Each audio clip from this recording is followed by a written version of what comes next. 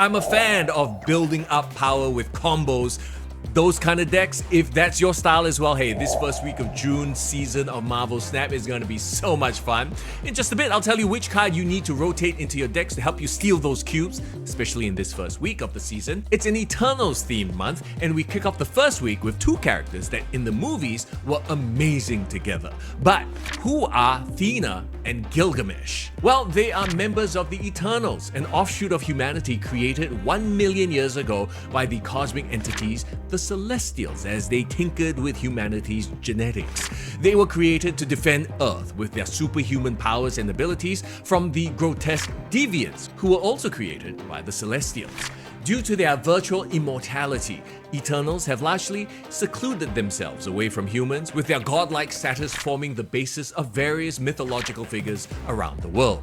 Now, the Eternal, most often known as the Forgotten One, held many names over the centuries, but his true name remains a mystery.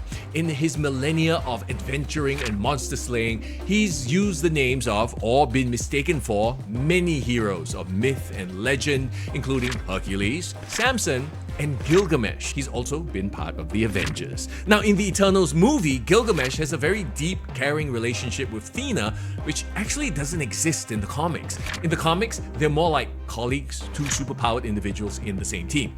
Now, in the comics, Thena is a second-generation Eternal, given the name Azura by her dad, Zoras. Now, when the Olympian god Zeus decided to make their presence known to the Greeks so that the Greeks would worship them, Zeus and his daughter Athena were in contact with the Eternals. And Athena noticed that Zoras and Azura looked very similar to her and her dad, so they appointed Zoras and Azura to be the gods' representatives on Earth. And to seal the deal, Zeus gives Azura the name Thena.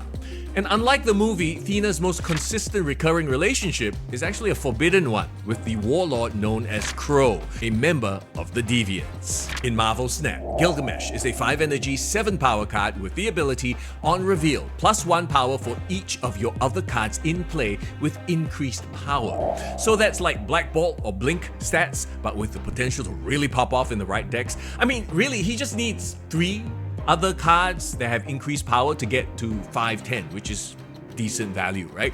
If you're running Zoo with Blue Marvel or Kazar, you're easily gonna get more than that. And then there's cards like Angela, Elsa, Bast, Kraven, Nebula, Sage, Nico, Wolfsbane, all parts of packages that can really build up power in separate cards to give Gilgamesh that big pop-off. You could even Grandmaster or Odin him to get him even bigger. So he's going to be a very fun card to build with. I mean, this is the type of Season Pass card I like, because it's something that can go into multiple builds, right? Now, on to Thena. She's a 2-cost, 1-power card with the ability, after each turn, +3 power if you played exactly 2 cards. Okay, this is a very fascinating card, another deck builder's dream. The best kind of deck for this would be a sort of low-cost, high-cost deck where you can, in the early rounds, play exactly 2 cards per turn. Angela Kitty comes to mind with Hope, and once again, from a stat perspective, you just need Thena to proc twice, and she's a 2/6. That's Maximus without the downside.